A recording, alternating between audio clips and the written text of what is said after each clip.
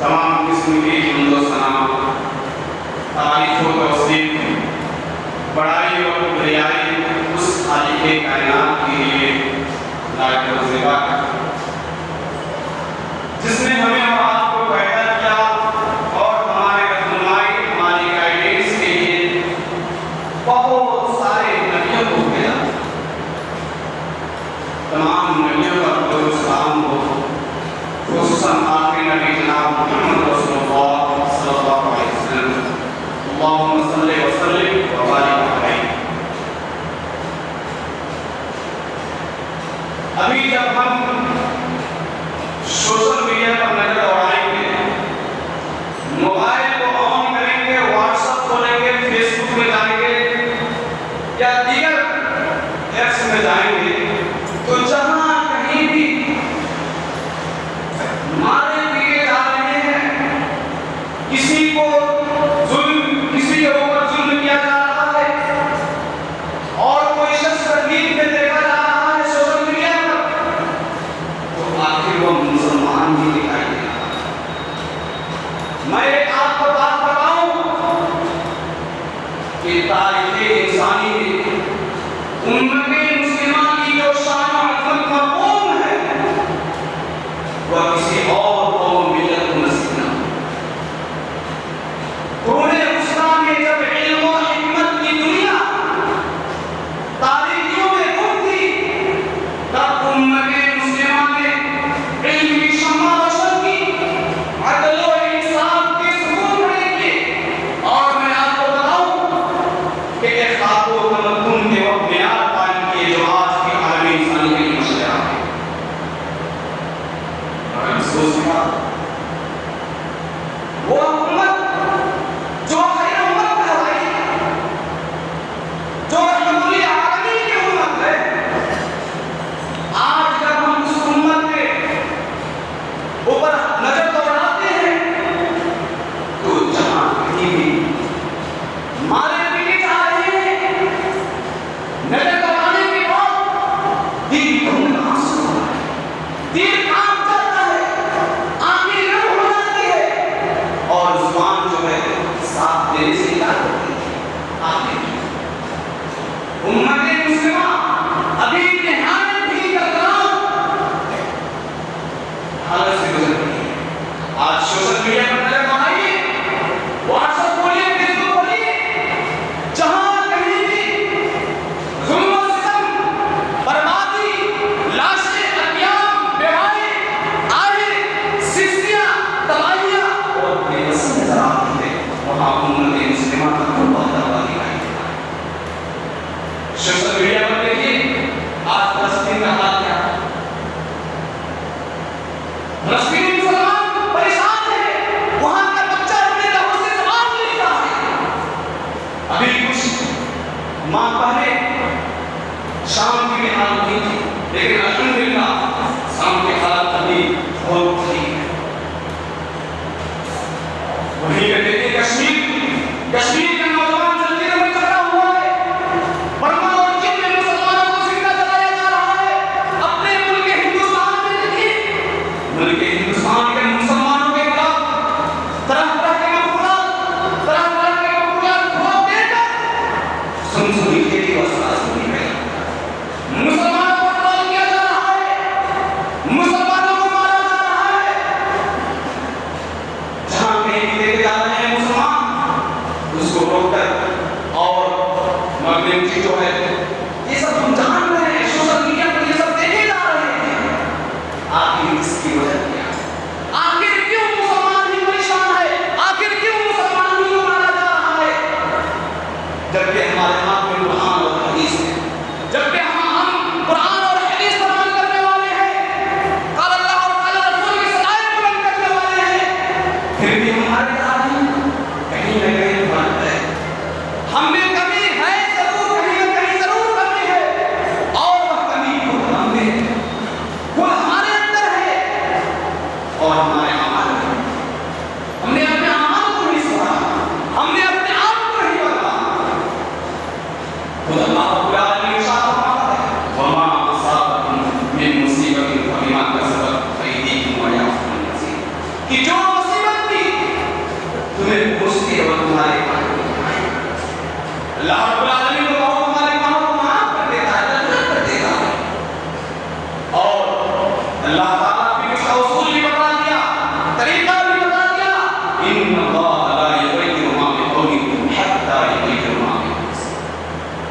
अल्लाह ताला किसी कौम की हालत उस वक्त तक नहीं बदलता जब तक वो अपनी हालत को न बदले।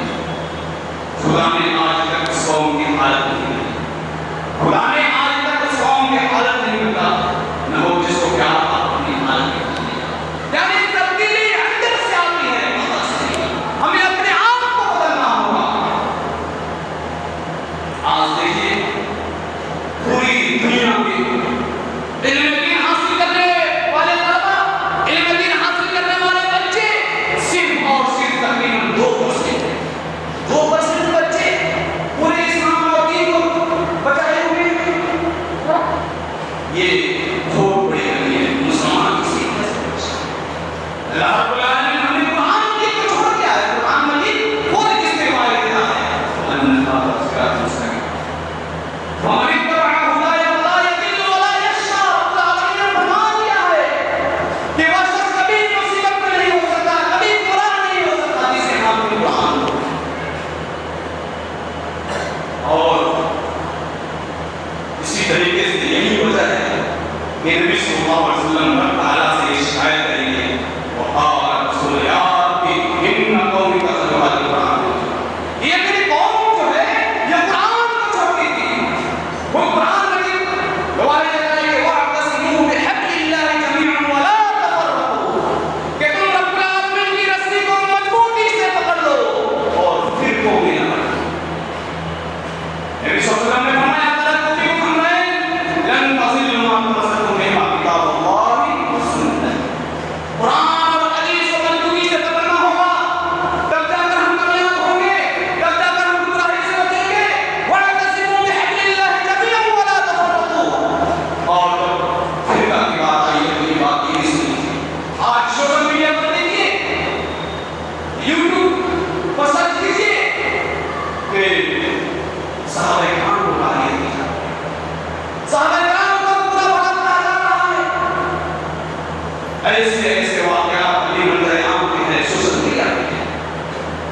सलमान नबी का आपने नाम सुना, वो साहबे किराम को पूरा भड़काता हुआ नजर आ रहा है। यूट्यूब पर देखिए ऐसे ऐसे फिक्र बस। तो रब्बुल आलमीन ने फरमा दिया कि वला तफर्रकू, तुम फिरकों में न बंटो। और फिर जब फिरके की बात आई है तो ये भी बात सुन लीजिए कि अहले हदीस का बहुत बड़े आलिम गुजरे, अल्लामा सनाउल्लाह मिर्ज़ी। अल्लामा सनाउल्लाह मिर्ज़ी वो आलिम है, वो आलिम है जो जहाँ कहीं भी मुनाज़ा होता था, जिस फिरके से भी वो ताल्लुक़ रखता हो, वहाँ उस फिरके वो उस मुनाज़े में अल्लामा सनाउल्लाह मिर्ज़ी बुलाए जाते थे। जब हिंदुस्तान और पाकिस्तान का बंटवारा नहीं हुआ था, उस वक्त दारुल उलूम नगरों में, देवबंद में अल्लामा सनाउल्लाह मिर्ज़ी को बुलाए गए मुनाज़रे के लिए उनकी तरफ से। ये बहुत बड़े आलिम थे। और फिर एक मतलब पंजाब, ये अल्लामा सनाउल्लाह मिर्ज़ी पंजाब के एक गांव अमृतसर के रहने वाले। और जब पंजाब में एक गांव में जब मुनाज़ा हुआ था, और वह मुनाज़ा साहबा किराम को गालियां देने वालों से था, राफ़िजियों से था। जब अल्लामा सनाउल्लाह मिर्ज़ी जाते हैं उस मुनाज़रे में, और जब एस्टेशन पर उतरते हैं, एस्टेशन पर लोग आते हैं उनको रिसीव करने के लिए, बुलाने के लिए, तो अल्लामा सनाउल्लाह मिर्ज़ी लोगों को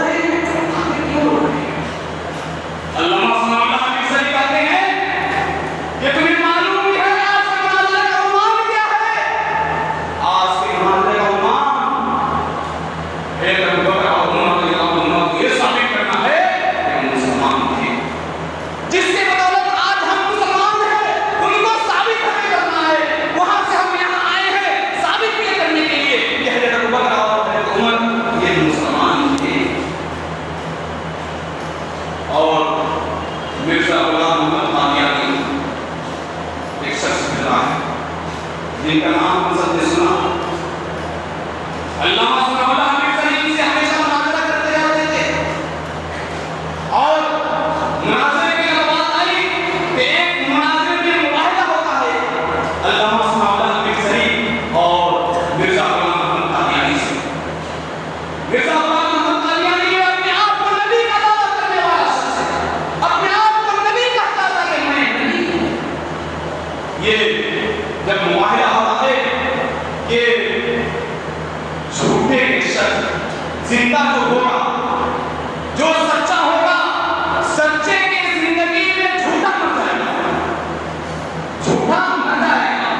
चुनांचा ये 1907 की बात है और खुद 1907 ही में वो मिर्ज़ा गुलाम अहमद कादियानी निहायत ही बदतरीन तरीके से, निहायत ही पूरे तरीके से वह ऐसा बीमारी में लेकिन वह बाथरूम में मर जाता और हमारे अल्लामा सुन्नाहुल्लाह हमीद सलीम 1948 में उसी वक्त हक व बातिल में फर्क हो गया था।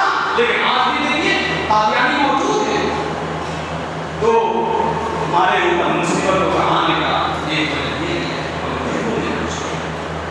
हमें अपने आप को सुधारना होगा, हमें अपने आप को बदलना होगा, रब्बुल आलमीन से अपने राब्ता को मजबूत करना होगा, तब रब्बुल आलमीन की तरफ से हमारे लिए मदद आएगी। रब्बुल आलमीन का तो वादा है इन तंसुरुल्लाह यंसुरकुम व युसब्बित। अगर तुम अल्लाह रब्बुल आलमीन की और दीन की मदद करोगे, अल्लाह रब्बुल आलमीन तुम्हारी मदद करेगा, तुम्हारी ये तो हमें अपने आप को बदलना है, हमें अपने आप को बदलने की कोशिश करना है।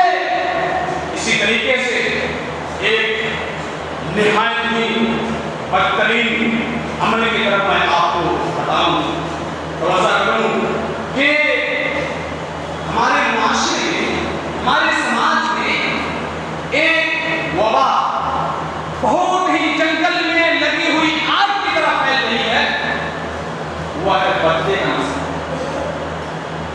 पर्दे बनाना ये हमारा कल्चर का हिस्सा नहीं है।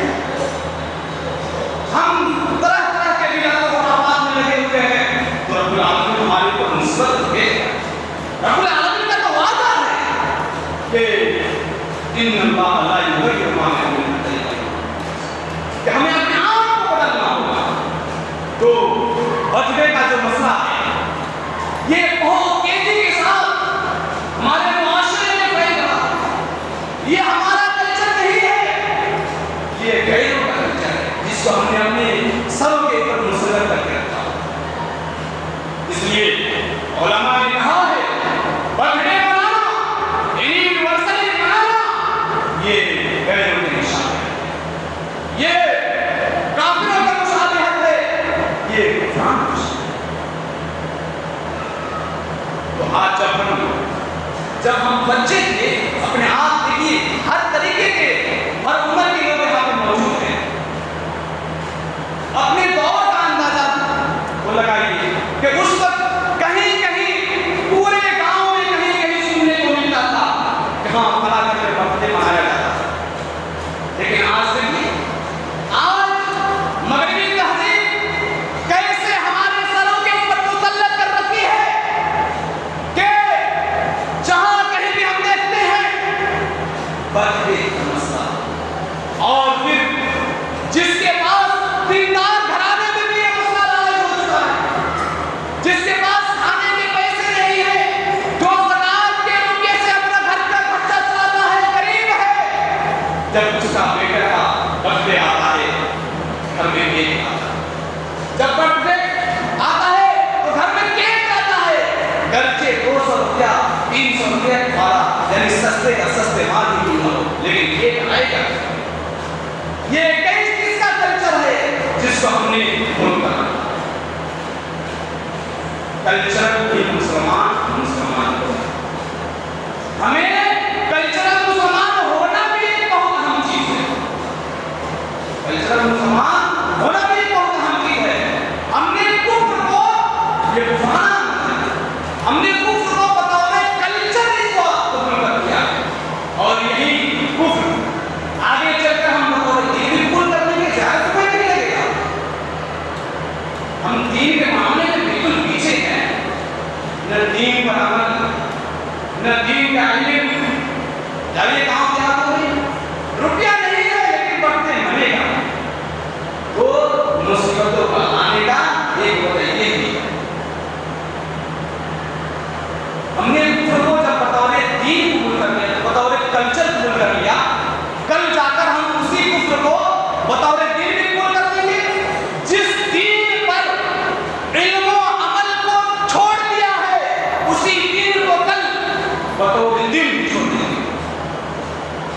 पर अपने बच्चों को, अपने बच्चियों को, अपने घर वालों को ध्यान दिलाना होगा, इससे बचाना होगा। ये जो वबा बहुत तेज रफ्तार से जो फैल रहा है, बढ़ेगा, इससे हम सबको अपने घर वालों को रोकना, तब जाकर जो मुसलमान परेशान है, जो मुसलमानों के ऊपर तरह तरह के वबा, तरह तरह के परेशानियां और मारे पीटे जा रहे हैं, तब जाकर बच सकेंगे। रब का वादा है, अपना वादा, रब ताला अपना वादा कभी नहीं। और इसी तरीके से हमें करना क्या?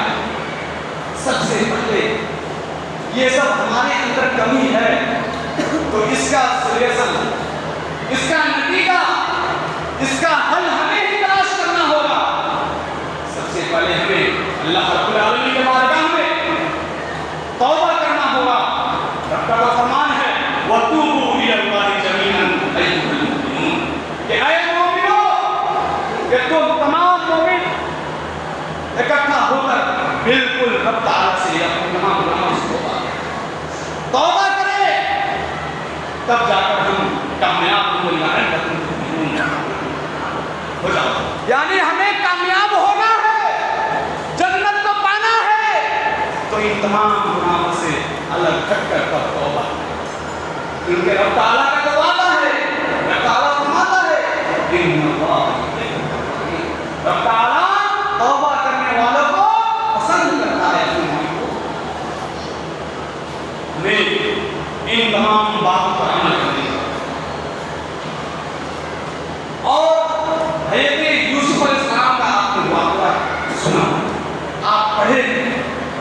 हज़रत यूसुफ अलैहिस्सलाम के उन तमाम वाक़ये के डिटेल्स में हम नहीं जानेंगे, आप उनके तमाम वाक़ये से हम 3 पॉइंट निकालते हैं। पूरा वाक़या में से 3 पॉइंट ये हमें ये निकलता है, अस्सिद्क़ बितदबीरिल्लाह, अल्लाह ताला के तदबीर पर भरोसा करना। हज़रत यूसुफ अलैहिस्सलाम को उनके भाइयों ने कुआं में डाल दिया, अल्लाह ताला ने कुएं से निकालकर अज़ीज़ मिस्र की कुर्सी पर बैठा दिया, मिस्र का वज़ीर खजाना बना दिया, और भाइयों उनके घर का भिखारी, उनके घर का मोहताज बना दिया, उनके दरवाजे पर प्याले लेकर पहुंचा दिया, भीख मांगा।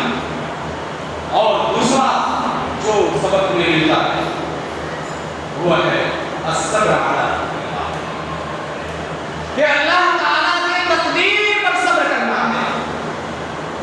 हज़रत यूसुफ अलैहिस्सलाम को कुएं में डाला गया, सब्र किया, जेल में डाले गए, सब्र किया, आप पर झूठे इल्जाम लगाए गए, आपने सब्र किया, आप अपने वालिद मुहर्रम से जुदा हो गए, आपने सब्र किया।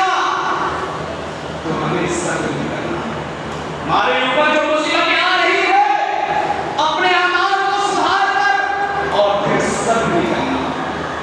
और तीसरे जो हम इस वाक़ये से जो नसीहत मिलती है वह है ला तयस्सर बिल्लाह, अल्लाह ताला की नेमत से कभी मायूस ना हो। हज़रत यूसुफ अलैहिस्सलाम अपने बाप से जुदा हो गए, मायूस नहीं। हज़रत यूसुफ अलैहिस्सलाम को उनके भाइयों ने कुएं में डाल दिया, मायूस नहीं। और हज़रत यूसुफ अलैहिस्सलाम के वालिद हज़रत याकूब अलैहिस्सलाम अपने बेटे से जुदा हो गए, मायूस नहीं।